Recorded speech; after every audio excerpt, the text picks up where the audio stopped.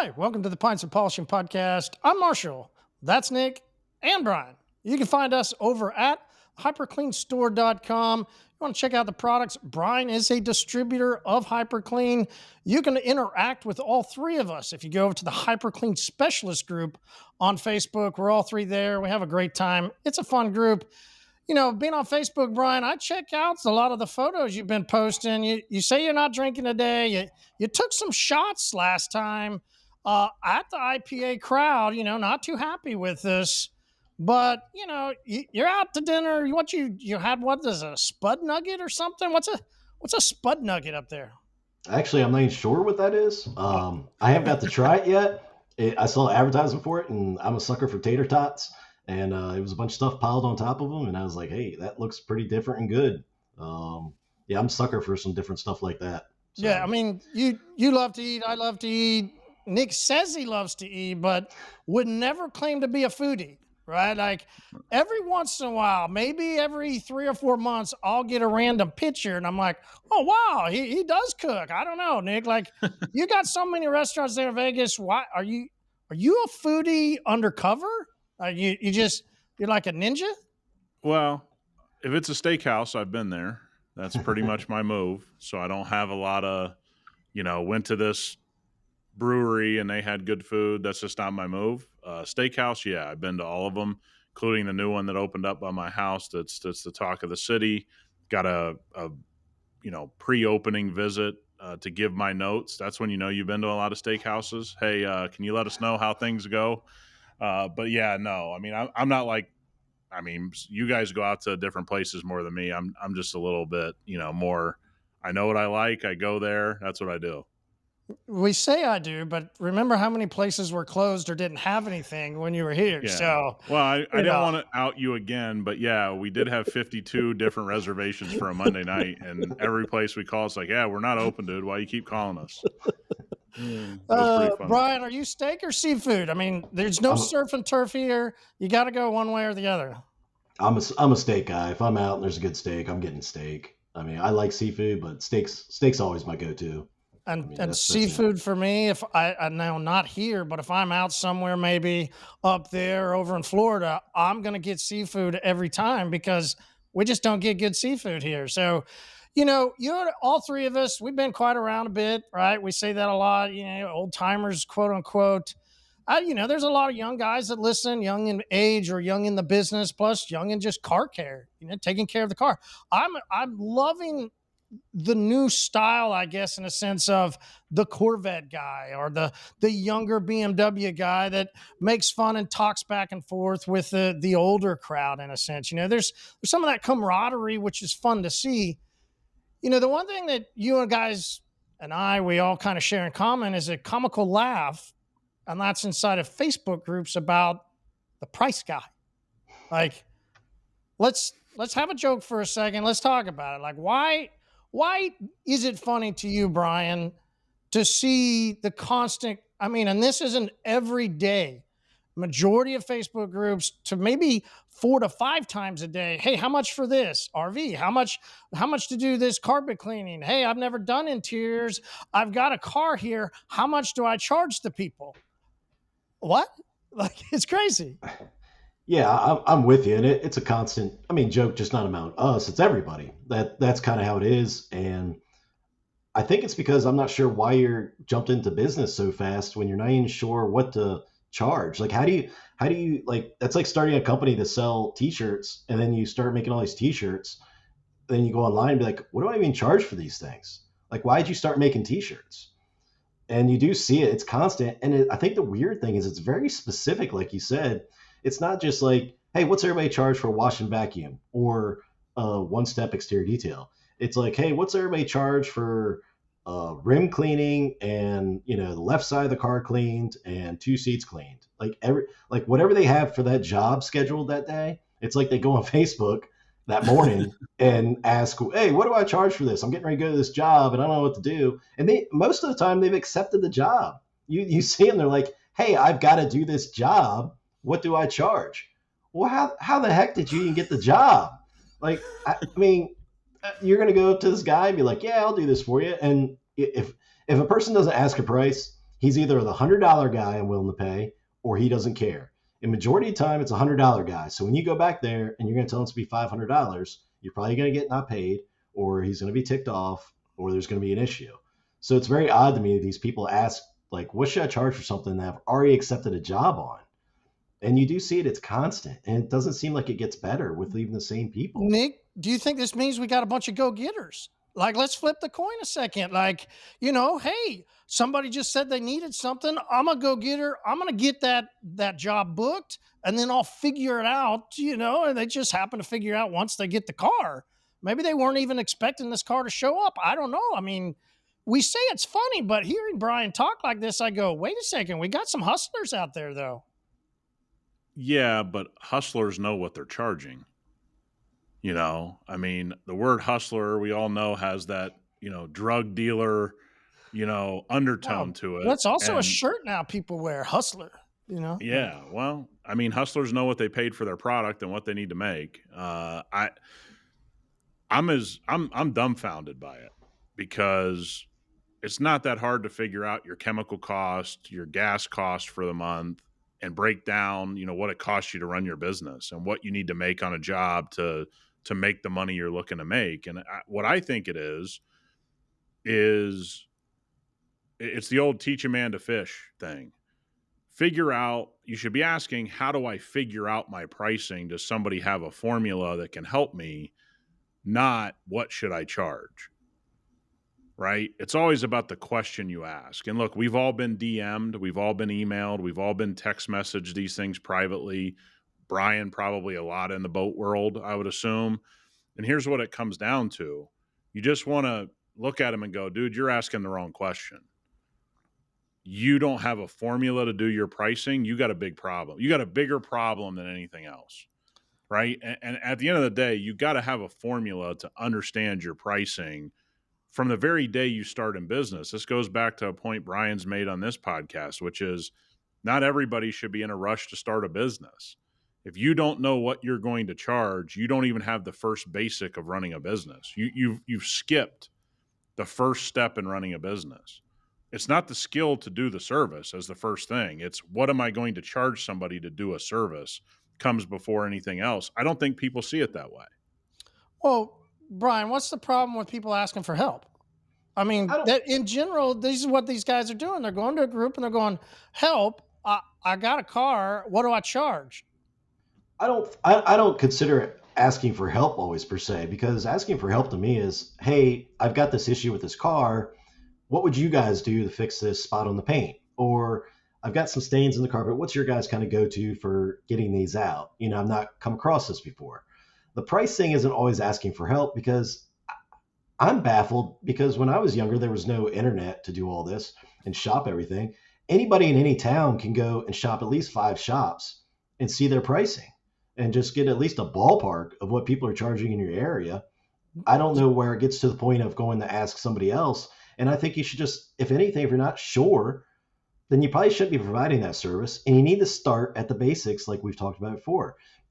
Provide your customers with a mini detail, or the, you know, wash and vacuum, $140 or 100, whatever the case may be. Get good at that. Find out how long it does take you to do like a one-step paint polish if you're not sure how to do it and you're getting new at it. And then kind of work your way into it. And like Nick said, you got to know what it costs per hour to run your business that you can charge to make money. And I don't feel like calling somebody up or constantly posting, hey, how much do you guys charge for this, is asking for help. I just, you know, it just seems weird to me, because for one thing, it's different all across the country. And also your skill set. Our prices are probably a lot cheaper than other people because we're faster in the process, because I don't have to charge as much because our process is quicker. So I'm still in that hourly rate thing, but some people might take twice as long. This is where we get into that interesting word help, right? Guys like us are very willing to help out if you have a legitimate question. If we're starting at, you don't know what to charge for something, you don't need help. You need to go see somebody about the finances of your business. You don't need to be asking people on the internet. You don't need to be asking us. You need to figure out how to understand what you're trying to do and trying to make. And there's plenty of people out there that have business courses where you can learn some basics. Like the internet is infinite in that knowledge. So what you're trying to do is you're trying to act like you're asking for help when everybody that sees it that would help you is like, hey man, you won't even try to give me the formula you're using and say, hey Brian, I got this formula I'm using to calculate what I charge. Can you take a look at it? That to me is asking for help. Right. Asking me for the answer for you is not asking for help. Right? Like, hey, Brian brought up a paint spot. Hey, I've tried these 5 things on this spot. It hasn't worked. Can you guys now help me out? That's a help. But hey, I got this spot on the paint. I've tried nothing. Somebody give me the answer. That's not asking for help in the general sense. I know people see it the same, but guys that want to help want to see that you've given it some type of effort before they go, hey, yeah, man, I'd love to help you out. So it's an effort thing. And when you go into a Facebook group and you put a post out to 50,000 people, you don't know if any of them are making money in the business. To me, you're not asking for help. You're trying to find a simple answer. And guess what? In business, it's not always as simple. Why? Because most of us have been conditioned to believe that, there's this theory of, all these people are in it together and we're all this, which we even talk about specifically here at hyperCLEAN, which you do. You build a community of people of like-mindedness. Well, if I'm in this group that is around the country and I've got, like you mentioned, let's say 50,000 people in this big group, or let's say I'm in a 10,000 person. I mean, it almost doesn't matter what that number is. I'm in a group. These people are like me. Hey, I can get an answer. Listen, Brian, I could see really for a car detailer, I get a guy that only cleans cars and then randomly has a customer that goes, hey, I've got a boat that I need clean. Okay, I mean, this is a realistic part where we see it a lot, which I want to ask you, right? Because if somebody has a boat that needs done, I could see this idea, because when I had the customer that my first boat that I did, I had no idea what I would charge. I had to learn the hard way, and I say hard way. I had to look at the guy and go, I haven't done a boat. It just seems like I could wash it like this. I can check this polishing that you need done. I had no idea what to tell him what I would charge. He's the one that educated me on a linear foot, right? So I could totally see that was an uncomfortable situation for me. It'd be a lot easier if I could just go into this group where people ask questions and I could say, hey, I got this boat. This guy wants something. What should I charge? Yeah, and now you're back into almost my response every time when someone says that is, have you done a boat before? And if you haven't, then I really don't suggest you just starting off with a customer's boat and doing the job. I mean, I can tell you what to charge, but are you going to do the same level that I'm doing or another company's doing? Are you going to go through everything like you should? So is that a fair price to that customer? Are you, if you don't know the processes and you don't know, boxes to open, things to be looked at, it's like an airplane. I've not detailed an airplane probably in, 20 years I did one. And I wouldn't just go on a forum, hey, I got this guy who wants an airplane done. How much should I charge?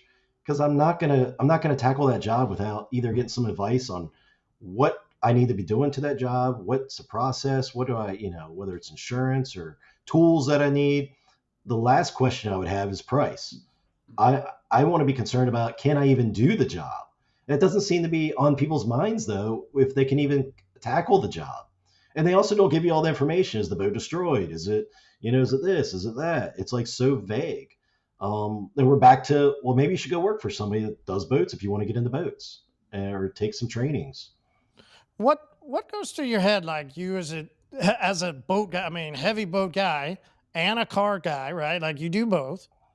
What goes through your head, like when you see all the riffraff in the comments, like lobbing up numbers to, I think it's got to crack you up. I can only imagine. I mean, like I said, I didn't really ever do boats. You're heavy in the boat world. And I can imagine those comments have to kind of give you some humor when you look at them. Yeah. I mean, it's like, honestly, you don't see boat people in the comments a whole lot. It's usually people that don't do the boats that comment the most. They'll throw some prices out there. I'm $250 a foot and that's it. Or I'm $120 a foot. I'm this and that. And it's like, So did you do once like that, and that's about it? Because there's no way people are paying some of these prices, and they'll argue with you. Oh no, that's what we get here, and that's what it is, and this and that. But then you can, I mean, it's simple to go on people's pages and just look around and be like, I don't even see a boat on your page or an RV. Maybe there's one on there. Maybe you stuck that guy for this price, and now you're giving out this information, telling this guy who is asking a question, what to charge, and you're throwing these like crazy numbers. I mean, you'll see it from, I mean, the whole spectrums to 25 to 250. I think Nick and I saw one the other day that was just wild. It was like, you're going to pay this guy $10,000 to wax your boat or something. Yeah. It's crazy. Yeah, I think you get to this world where, look, we've all taken a job that we regretted, that we didn't know everything that we were doing. I mean, every single one of us is like that. We have those moments in our business where you go, okay, I'm going to try to tackle, it could be where somebody brings you 5 cars at once and you've never done that and you don't know how to manage it. Somebody offers you, a customer has a boat, he'd love for you to do it because he likes how you do cars. The other thing is, sometimes you got to take your lumps, man. That's what seemingly nobody wants to do. I have underbid myself the first 3-4 years in my business, man. I didn't price everything correctly. I got some things wrong. And from there, I was able to understand, okay, I can't get into the boat world. There's not enough around me, or I don't want to chase it, or I did a couple RVs and I'm like, count me out. I'm not going to be on scaffolding and ladders. Not my thing. I'm a car person. I enjoy working on cars. The other thing is, guys don't want to take any lumps. Right. They just don't want to take any lumps. And at the end of the day, that's another great reason not to own a business, because I'm 13 years in and I'm still taking lumps. We still have stuff happen every day. We still have things go on every day. Things I wish I would have done differently. Even up to 2 days ago, on something I wish I would have handled differently. That's the learning process that guys think they're going to skip that by going into a group full of anonymous people and asking a question. And I don't care if you know their name, they're anonymous to you. You don't know them. You've never seen them run their business. You've never seen them collect that kind of money. You've never seen their bank account. You've never seen anything. And I hope they are doing all these things that they're telling you they're doing on the internet. But the fact of the matter is, I think that it really stems from guys think they should never have to take a lump in business. And I don't think there's a guy I've met that's done business longer than 5 minutes that doesn't go, dude, underbid myself on this, underbid myself on that. Good learning experience. I won't do that again. That seems to be what we're trying to get out of it. And by going on an internet, Facebook group, that's not going to fix that anyway. You're still going to take your lumps. So go take your lumps, do things to the best of your ability. And then after you take a couple lumps and you contact somebody like Brian about boats, he's more likely to help you, because you can give him the horror stories. Dude, I did this boat. I think I missed this, this, and this. I priced it this way. And now he's got a baseline to help you and go, okay, man, here's kind of what you did wrong. I've been there. I did those things wrong. Let me kind of explain to you how it works. But if you just call Brian and go, have this customer with the boat, can you help me out? What's the likelihood he's really going to help? You don't have anything to give back and forth in the conversation so Brian can figure out and help you with your real problem. Because a lot of times you leave 75% of the story out when you don't know what you're talking about. We're all guilty of that. So my lump, Brian, was 15 a linear foot. That was my lump. $15 a linear foot. We started at 10, make you feel better. Yeah. I started as $10 a foot.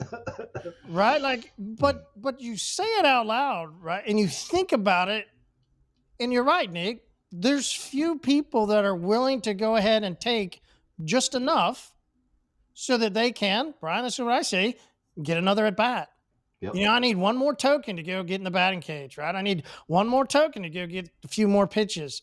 I need more pitches. I need more looks. I need to see it a few more times. So it might not be my big money maker today, right? We'd all love to go throw a haymaker, go out and hit a, knockoff grand slam. We'd all love that. But I might learn to see a pitch. I might learn to take a swing. I might learn to go ahead and get some boats under my belt at 15 a linear foot so that, Nick, I did like you. And I went, this just isn't for me. It would have been great to go chase some things, but it wasn't for me. Brian, does car detailer translate over to a boat detailer pretty easily? Like, what type of experience, let's say somebody does want to go kind of chase it, what type of experience should they think about if they go, hey, I've been detailing cars 3 or 4 years or something like that, that gives me experience to go do boats. I don't know. Does it? Yeah, I mean, it's still just a vehicle you're detailing. I mean, the process is a little different, the gel coat's different, but it's not rocket science. I mean, it's very learnable. You don't have to be like crazy, like I got to dedicate my life to boat detailing to become good at it. It's just another learning process. But I always looked at it too, like Nick said, you take your lumps, but I was happy if I made something. I didn't know how to do it, but somebody's willing to pay me some money and I could learn and kind of, okay, well, this doesn't work or this doesn't work. It's rare that I do get the question, what products should I use on this? What should I be looking for when I get on the boat? What should what's the process just to wash the boat? It's always, hey, what do you guys charge for this? And I feel like detailers really want to never take a loss. Like they never want to lose any money doing anything. They just, well, I got to get the most money out of this job I can, and that's it. And it is. I mean, doing boats is a pain in the ass. I mean, if you're just going to do one boat here and there, it's not worth it. Sub it to somebody else. Find somebody to go do it. Find another local detailer that you're willing to team up with that can do the boat for you, or maybe help you with it. It's kind of like when I was younger, we got into house power washing for a little bit. It's a disaster trying to go to a house power wash then go back to detailing cars. It just doesn't work. You need to be kind of set up for one or the other and understand. My guys don't go do two boats in a day and then come back and do a car. When we're on boats, when those crews are on boats, they are doing boats. They're just knocking boats out, going at it. They're not bouncing back and forth constantly because it is hard. I think Nick even talked about the last episode or a couple before about guys trying to transition back and forth from fleet washing to car washing. There is a rhythm to any of this stuff. So you can't just expect to stop what you're doing. I'm gonna hop on a boat and do a boat today, or I'm gonna do a bunch of boats. I'm gonna hop on a car. It is hard because it's that mindset and the flow of things. But no, I mean doing boats, doing campers, it's harder work, I would say. And I think that's why a lot of detailers try it and they're like, yeah, I'm kind of out of this because, like Nick said, you're getting scaffolding out, you're getting ladders, you're climbing in and out. Boats are usually disgusting a lot of times. There's mold, there's mildew, there's boxes of people's shit everywhere. You got to take out a lot of times. So, it is, but it is good money if you get into the right, realm of it. Yeah, and for somebody like me, when I did a boat, when I did an RV, I just go, I wouldn't enjoy this. Okay, I wouldn't enjoy this, and so in early stages of my business, I didn't want to immediately start doing something I didn't enjoy because I legitimately enjoyed working on cars. So I didn't want to do it. Right. But we see this, you can take it out of the boat world that specific. You can take it to where guys jump into PPF and they're like, oh, it's going to be easy. It's like, dude, there's guys that have been doing this 20 years that are struggling at their shop to really make it profitable. Right. And now what you think is you're going to detail cars all day and you're going to do one PPF job a month with no skills and you're going to watch YouTube and you're going to invest no money and this is all going to turn out for you. I would say boat detailing is like car detailing. The more boats you do, the better you're going to get at it. And again, talk about taking lumps. If I wanted to be a boat detailer, you know how many chalked up boats are in your city? I don't care where you live. If you have a neighbor down the street that has a boat, say, hey, man, I'd love to practice my detailing on your boat. Looks like it could use a polish. How many guys are going to do that? Right. But we all started on volume work, willing to take lumps, willing to learn. And that's kind of been eradicated with the boom of coatings, right? Everybody sees this money and they go, no matter what, I can do it. And I can get thousands of dollars and everybody's going to pay me with a smile. And we see that coming to an end all across 23, especially. But even to start the year, if your business isn't set up for boat detailing, that doesn't mean you can't chase it. It just means you might have to like Brian said, what's wrong with just washing a boat so you can learn all the intricate parts of the boat? And you can learn all these things before you get into full scale detailing. What's the problem with a quick cleanup on a boat just so you can learn about the boat world? But what's everybody go in a Facebook group and ask, hey, this guy wants me to sand his boat. What do I charge? It's like, have you washed a boat? I mean, it's crazy for me to think that you might need to wash a boat before you're going and sanding on it. But to a lot of people, I sound crazy because they think, well, it's just a boat. It's like, well, it also could be worth $750,000. You've never worked on anything that was even worth $100,000, right? And so I cheer everybody on, man. You want to get in the RV world? Tons of money in it. Tons of money in boat detailing. Very few people make money long term in those avenues. That's the thing people don't hear. Is there a lot of money in it? For the guys doing it right. For the guys that know how to process, 100%.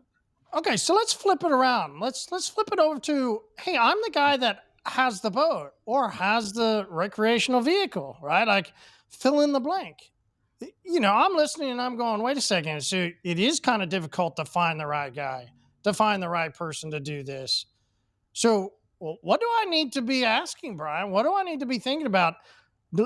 Generally speaking, if I'm a guy that owns a boat and I go, hey, it's been a couple years, I could probably, what do they say? Give it a good buff, right?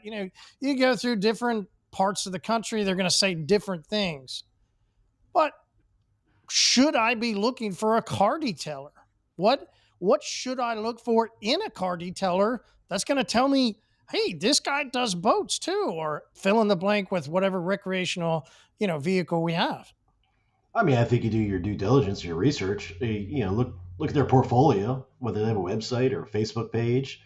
Um, I'd be very nervous. Anybody that just gives you a price and is like, "Yeah, let's do it," without asking a lot of questions as far as, is it oxidized? Do what kind of condition is it in? What year is it? What issues have you had? If the detailer's not asking you as a customer a lot of those questions with these, and I'll be honest with you, most customers have no clue and they're going to lie to you. They're going to be like, nope, it's in great shape. But if they're not asking you as a customer those questions and they're just, well, we charge this per foot and this is what we'll do, I would be leery because they're just coming out to collect a paycheck and they're just going to knock it out. And you're either going to have issues with it. You're probably not going to be happy. There is a lot of questions, a lot more questions that a detailer asks RV or boat customer than say a car customer. There's more concerns of because they do oxidize more. They generally are in worse shape than a car. Cars aren't really just destroyed. You can usually make anything work on a car. But with the boats and the campers, there's a lot of issues generally with them that detailers are concerned about if they do them a lot and they understand what those issues are. So if they aren't asking you as a customer multiple questions, I would be concerned. But mainly looking at people's portfolio, do they have a bunch of boats on here? Let's see some of the work they've done. Most of these guys are posting stuff like that on a regular basis. No different than the car stuff. Yeah, one of the things I would look at if I was a customer and I owned one of these vehicles is a guy just shooting me a high number because I have something that's valuable, which means he's doing a lot of work to my RV or to my boat that I may not need or want done. I think Brian can better attest to this, but when you come to the RV boat world, you want a guy that's going to be realistic and ask you how you use the boat. What do you do with the boat? What do you do with your RV? How do you take care of it after, how do you take care of it on a weekly or monthly or bi-monthly basis? Those are big concerns for those vehicles because there's a lot of guys that are selling that they're sanding these types of things. And we know that most RV owners are going to either an RV wash that's like a semi-wash, when they're on the road, or they're brooming it in the marina or whatever they're doing. And guys are sanding the boat to perfection. And that perfection lasts you all of 3 minutes because the minute your marina starts to clean your boat up, there's all kinds of scratches in it. So what I'd be looking for if I was a boat owner is this guy talking to me about those types of things? It's the same thing that should happen in cars. It just doesn't as much as it should either. But those boats and RVs, they get taken care of, and Brian can attest to this probably, in a horrible way. So if a guy's talking to you about sanding your boat right off the bat, I'd be really leery of that person going, I've never had my boat sanded. Is that really what I have to pay for? Because that guy's not even asking me how I use it, how I care for it, how much I care about it. I mean, what people don't know is there's a lot of expensive boats people don't give a rip about. They don't care. I mean, it's almost in some ways probably worse than cars. And I know people don't believe that, but we all see the chalked up boats driving and being pulled down the road. And so I think I would be looking for somebody that was talking to me about real life use of my vehicle is that would be important to me. Yeah, when you get into it, like Nick said, I mean, the sanding process is generally when a boat's just trashed, and you got to cut that gel coat back to get the fresh gel coat to compound or buff. On But average, Brian, how many, what is that like 20% of boats need sanding? Is that 80%? I mean, is there any generalized, because you've seen it, we pro- see it. It's funny. Like we joke about it. Like everybody probably, seems to want to grab sandpaper. So yeah. how many jobs do you actually do sanding? Do I do? Zero. We don't sand anything anymore. I'm very honest with customers. It's not worth us sanding a boat. If a boat needs to be sanded, I can't compound it out with a heavy cut. We can't get it straightened up for you. I don't see the value in it because now you can wrap a boat, you can repaint boats, you can then you get a lot of life expectancy out of it. Even when you sand that boat, it will look good. But if that customer doesn't now stay on top of it on a regular basis more than before, it will come back. And now they've spent all this money. Sanding is very expensive, at least with us. I don't see the value in it. And that's another thing. If you're honest with the customer, and they're usually pretty understanding, like, well, no, I appreciate that. And they might just be like, I just want some wax on it so it's easier to wash. And we're like, okay, well, we can do something like that. We can do light compound. It's not going to look perfect. We can clean it up. If you just want it waxed so you can wash it easier, great. There's boats. I mean, a lot of these guys will ceramic coat anything. We don't ceramic coat boats at a certain age. We don't ceramic coat just any boat. We don't think you'll get the return on it as you should. And you'll have issues with it. You'll have, sometimes you'll have oxidation come back behind the coating. The coating's still there. Well, now you got to cut coating off to get to the oxidation. And you can sand down all that stuff, but there can be issues. And we're honest with the customers about it that we don't think it's worth it. We like to start customers off with new boats, ceramic coat them, keep them on that process, and then go from there and continue to ceramic coat the boat or maintain it that way. But as far as taking an old boat, bringing these things back from the dead and doing all this work, it's great. And don't get me wrong. I mean, there's guys that spend 40 hours on, stuff on cars to polish a spot on a car. Same thing with boats. These guys will spend tremendous amount of time sanding and buffing and compounding, 6 steps, and they look amazing. But I know they're not making money doing that. They are making money, but not like you could be if you just took care of maintenance boats and did well with just, keeping up on regular boats. These guys will go crazy on bringing these boats back from the dead. And they look beautiful, don't get me wrong, but it's not, I mean, you're kind of here to make money, not to, restore vehicles you're not being paid for. Is there anything, Nick, that comes to your mind when you think of that process, though, of I'm a customer and I'm looking for a detailer for my boat, for my RV? You've talked to people with RVs, and you mentioned, hey, they'll just go grab some stuff and start scraping away at a marina or whatever, right? So is it my habit that I should be thinking of when I'm a customer, when I'm talking back and forth with the detailer? I mean, what's that RV situation like? Yeah, I mean, you have to ask yourself, RVs, boats, they're no different. No different than a car. It's all going to be dependent on the maintenance, right? And so if I was a guy that was going to grab a stiff brush, and go to work, and that's how I clean my RV because we're on the road all the time, and I don't want to get on a ladder, and I'm just going to scrub this thing down, or the guys that I go to on the road consistently, that's what they do. What's the use of having my paint perfected if I know the first wash, there's no more perfect? And that doesn't mean I don't have the oxidation removed, so the coating, light oxidation removed, so I can put a coating down or put some protection down. But, sanding an RV, sanding a boat, Brian also told you, hey, the oxidation can come back underneath the ceramic coating. You could have a whole host of other problems. So if you're a customer out there and you're trying to find your way through, I even say with car detailing, you got to be honest with how you take care of your stuff, right? If you got a show car, man, have it sanded, right? That's your baby. I got no issue with that. And by the way, that's where most sanding is happening. Okay, so if you're not doing show cars and you're learning how to sand a car or learning how to sand RVs or boats, and they're not show pieces, largely you can guarantee they're not going to be maintained at a high level, right? People's lives are just too busy. They just have different needs. And so there's nothing wrong with just buzzing a one step across an RV, getting the oxidation removed and throwing a light coating on there and saying, hey, we'll see you next year. And that guy goes out and the vehicle's in better shape than most RVs on the road. He gets to scrub it down the way he wants. He's not sitting there, thinking about the 40 grand he spent to do this big Prevost to have her, he just doesn't have to worry about it. Right. So if you're a customer, you got to be understanding of what you're going to do. But that's what Brian talks about. When you see these questions about boats or about RVs, the detailer, you can tell, has never had the conversation with customers about how things are cared for. And when you're in that recreational vehicle world where a bill is nothing to get a $5,000 bill on a boat, I don't know that I'd be paying what most of these guys are charging, because I just know, hey, dude, I'm partying. I'm running this thing into the dock. I'm doing this. I'm having a good time. I'm having some beers. I don't give a rip about this boat. I just want it to look as good as I can and not be a headache for me. Guys have a hard time understanding that just because somebody can afford a boat doesn't mean they care about it. So, Brian, I want to ask this. If I'm a guy that, let's say I have a budget though. Maybe I don't have a budget. I don't know. I guess it doesn't really matter.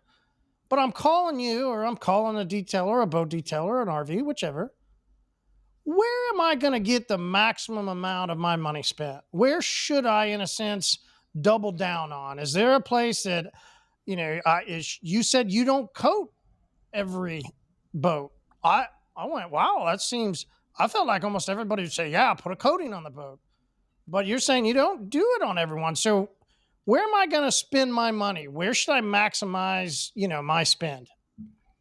Well, mainly when you buy the vehicle, whether it's a boat or camper, you just want to start off on the right foot and start taking care of it. And that's a big issue with the majority of these customers, is they wait till they have issues with their camper or their boat, and then they call a detailer and want them to fix it.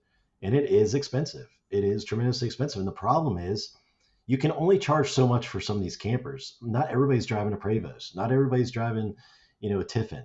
Most of these guys are doing travel trailers, fifth wheels. These things at most are $150,000. I mean, there are some crazy ones, but generally a fifth wheel is about 100 grand, and they go bad fast. They need to be compounded in multiple step polishing and waxing. And it's, how much can you charge somebody that only paid $100,000 for something to restore it? And that's probably going to, now you got to tell them, well, in 6 months, you got to put more wax on because, we did all this work. It's going to come back. So you got to stay on top of it every 4 or 6 months. And they're thinking in their head, well, I just dropped 3G with you. This should be forever. And unfortunately, that's the mentality of the customers generally. I spent all this money, so I should be good for another couple of years. And it's not the case. And if you're a customer that owns one of these, you just need to start taking care of it right off the bat. Now, if you buy one used and it's in bad shape, you need to realize, hey, if you got a good price because you bought something used, you're probably going to have to pay a lot if you want to bring it back. But the RVs just aren't the best quality, especially travel trailers and fifth wheels and stuff like that. From your customers, what have you seen when maintenance is done? How does that translate to enjoying their boat, enjoying their RV even more, right? We talk about car life, but we joke about salt life and all this. RV life is real. Boat life is real. Being out on the lake is a real thing. People tried to take that lake life, and different things like this. It is part of enjoying it more if it's maintained and clean. How have you seen that from your customers? It doesn't exist, mainly in the boat world. Most boat people don't maintain their boat through a season. They're not calling people to come down and wash the boat. They're generally not cleaning the boat themselves. They just use it, let it sit in the water or let it sit on a lift, and it just kind of goes to hell. So it's kind of like, now you're back to like Nick was saying, it's like, how much time are you going to spend on this for something somebody's just literally going to destroy because they want to go to the sandbar. They want to go out drinking. They're coming home. They're not going to sit there and wash the boat for an hour and maintain it and make sure it's clean properly. And I use my SiO2 soap and I sprayed my seats down and I dried everything off. I only know if I have 2 customers that dry their boats, even though I, repeatedly tell them, you need to dry the boat, going to get water spots. It's just not a thing, until you get into sport fishes. Now, when you have a captain for a boat, well, that's his job. You're paying him 80 grand a year. He's maintaining that boat every day. It's a different thing. Same thing with campers. They generally go down to a campsite, don't get washed, don't really get maintained. And like Nick said, if somebody does, they're busting out a brush and scrubbing down the side or scrubbing the front, whatever the case may be. When I had a boat with my brother-in-law, it was a family boat. Every time we pulled it up out of the water, it got wiped down. We got cleaned. We would use Eco One and we'd spray down, wipe it. Easy to clean all that, muck that's on the bottom of a boat that's been out in the lake for the weekend or something. Easily comes off, but you're right. when I think back to that, there wasn't a whole lot of other people on the boat ramp. Right. You know, you didn't see a lot of people when you go to the marina. You know, they'll just lift their boat up, maybe get it out of the water. Is it different? I guess probably not in Vegas, right? I mean, how do your people take care of stuff there? They've got to take care of some of their recreational vehicles differently because of the heat and the sand, right? No, I mean, this is what everybody wants to believe. It's kind of the thing we've been talking about on here. The reason guys like us don't understand this behavior is because you wipe down your boat, right? You look at your vehicles and you treat them a certain way, right? That could be your Jeep, that could be your RV, that could be a boat. I don't think any of us really say out loud how rare it is that somebody takes that kind of pride in things they own. Now, ultra wealthy people or wealthy people, they just pay somebody to take care of it, right? But if you get into lower middle class, upper middle class, that group of people, let's take the upper middle class guy. He's got a nice boat, lives a nice life, probably has an insurance agency, something like that. He's had, 12 beers out on the boat. Is that the time you think he's going to have the energy to go put and take care of his boat? It just isn't. And what he's going to think is, I'm going to call Brian at the end of the season before we put it away. If Brian's lucky that he calls, because I think what Brian has said multiple times to me is these guys will wrap them dirty. Yeah. These guys will wrap them up for the season dirty. And I think that's more common than people think. But when you extrapolate what you see in cars, and that's why I always say, go to a Walmart, go to a Target, go to a whatever place, and start to look at how many cars are in good shape, just clean, dialed in clean. I'm not even talking about polished. It's a tiny percentage. It's the same thing happens in the boat world and the RV world. Those people own vehicles that aren't dialed in. When they get bigger and harder to maintain, they're going to maintain them? It's not going to happen. So besides maintenance, Brian, I mean, I guess it's also then with the way you guys talk, and especially being up there with the salt, it's not just enjoying, which is what I thought, right? I guess then it comes down to what's the value of that boat looking like if I don't maintain it, right? I mean, you guys have to deal with a lot of scraping or a lot of, what does it do to the degradation of the actual boat, the value of the boat? Or does it just get to a point and they just go, screw it, we're going to repaint it? Most people are trading boats in nowadays. It's a pretty wild, has changed. I mean, people are 3 years into a boat, they're getting another boat, and then it becomes a used boat market. The ceramic coating is where the biggest benefit is because the guys do like, if they can come back, hose the boat off, they're not going to dry it. They can hose fish blood off, they can hose the salt off, they can spray it down and rinse it. They're content. They're happy. It's easy to rinse off. That's about the extent that you get with the boats. Now, they'll have cleaners on the boat. Like, we have guys that buy all the cleaners and buy all the stuff, but we'll come in next spring and they'll still be full bottles or this and that, and, where the bottles are just rotting away. They do buy stuff. Everybody has good intentions, but it's just most people, after a day of being on the water, don't want to screw with that stuff. The only guys you really see take care of boats are the ski boat guys. They're big on it. And the bass boat guys. They're religious. Those two groups, those boats will be spotless. They will, like you said, when they come out of a lake, they will be wiped down. They will be cleaned. But those aren't even really my customer other than selling them product, because they're not going to come to me because they take such well care of their boat. They wax it, whether they put their own ceramic on it, they maintain it. They don't need me. But these other customers just want, it's like what we call a spring start after wintertime. So the boat gets pulled out, shrink wrap gets taken off, lights are checked, boat started, make sure everything's done. They get a detail, and then it shows up to the customer's house. The customer just orders what he wants. That boat is delivered. He gets to his house, and that boat's there. Or they come and just pick it up, and everything's done. That's kind of what it is, and they just know, okay, well, I got my boat detailed. It does affect, oxidation is the biggest problem with boats. If you don't maintain them, wax them, or you ceramic coat them. As far as value goes, I don't know if people take a super hit on it, because I think you get so beat up anyways when you trade a recreational vehicle in, whether it's a camper or a boat. You're taking a hit. I don't care what it is. You're pretty much taking a hit right off. I mean, there wasn't a Carfax that helped them out? Right. Yeah. So, and Brian, correct me if I'm wrong. Most people won't even, they'll let their engine blow up. Yeah. Like they'll blow their engine on a boat. Yeah. Because so you think they're going to maintain their boat? Yeah. I mean, they'll have issues with their engine and they'll be like, "Oh, my boat, my boat blew up." It's like, well, you had that the last 10 times you were on the lake, you never took it to somebody. Right. And again, it's just not to get on the boat guy, but it's to talk to the detailer and the boat person and say, there is a middle ground here where you can take care of your boat in a really great way. We can help you with your boat. We can do some services with your boat. Things can be really positive. But I think largely what Brian and I see, and Marty, you've seen in your career is, look, boats and RVs are no different than cars. The vast majority of people aren't taking care of them. And so when they come to you destroyed and you say, well, I'm going to sand this whole boat and glass it out and make it look perfect, are you doing right by the customer? Is the customer going to be happy with the results? Brian seems to think that they're never happy because they just paid all this money and they don't really even know what they're looking for. And now, as vehicles, RVs, cars, and campers have become more tradable, people just think, I'm going to get this off my plate. I'm not going to refurbish this. I'm just going to go buy another one. Where does that really leave all of us if we're doing all these unrealistic things, trying to get one boat a year instead of trying to get 10 a week into some Right. type of thing? It's always been my biggest thing too with everybody is like you want to get jobs that you can make money on and multiple jobs at that. And you don't have to bang one person over the head some crazy amount.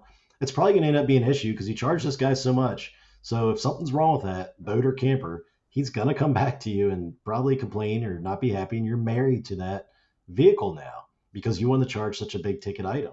So if you can get your customers that understand maintaining something new, the stuff that's already in decent shape, those are the customers you want because you can do multiple in a day. You can make a profit on stuff like that. You can have a process that you can knock stuff out and get more of them into your shop. A lot of people want to do these restoration jobs. Don't get me wrong, it's cool. I like seeing them. I like seeing guys take a camper that's destroyed and it's glassed out when they're done. But I'm just thinking like, wow, that was just a lot of work, and I can't imagine you made any money doing that. And you could be doing other stuff. So as Nick gets to go and drive around all of his customers' cars, I imagine that's kind of like you in your boat world, right? Like you just get to over the weekend, just go take out somebody's boat. Like it needs to be driven, right? Is that the life you live up there? It's not quite the same life. I get to move a boat once in a blue moon. I'll get to move a boat around, but that's about my extent of the water, and that's not as exciting as it seems. So you mentioned like a group of people like the bass boat or the the skiers. That it makes sense. If you did see the bass boat or it was the skiers, the bass boat guys weren't too much what I'd see, but I grew up skiing. Were you ever skier? Is that do you No, no wakeboard? Do you ever wakeboard? I did wakeboard, but I never got into it. We don't have a lot of lakes and stuff around here. There's not a lot of freshwater stuff. We have a lake west of us. That's what everybody does is wakeboard and ski and wake Yeah. surf. It just was never my thing. But those boats are crazy. I don't think people understand. Like a wakeboard boat, when you see these guys on a wakeboard boat, that's a $300,000 boat. And that's not, these guys are thinking they're like 60, 70 grand. That's another thing detailers don't understand. Most of these boats, like Nick said, you get on them, people don't understand what they really cost. I mean, you're talking about a general boat now. You can't get a regular boat for 80 grand. So my wakeboard boat was an old Chaparral. I think it was like an '84, and we did one of those by the, and we put it into the the tilt up tower. Right. We were drilling into the fiberglass, and we hung up our own speakers. Right, that's the way we did it. Gotta have speakers. You can't go skiing without speakers. You get into those wakeboard boats, and a lot of them now, you're at 100, 200 grand, then they drive themselves. You watch the guys that hop off of them and wake surf and then hop back on, and there was nobody on the boat. I mean, it's insane way the technology has grown. I imagine there could also be some stuff that goes on then, right? If I'm cleaning a boat, maybe that's for another discussion that we get into later is, what are some of the things that can get into? Let's hop back on, have another discussion of, what happens when technology meets cleaning in the boat world versus the car world. Guys, great discussion for this episode. I'm looking forward to the next one. Yeah. Thanks, Sounds guys. good, man.